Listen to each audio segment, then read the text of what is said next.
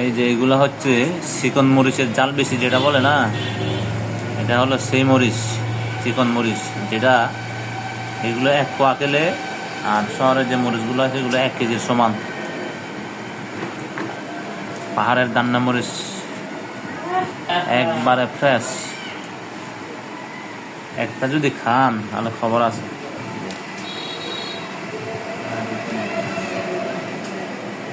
এগুলোর দামও বেশি,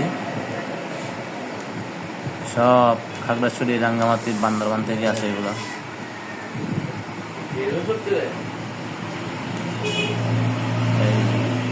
একটা খাইলে খবর আছে।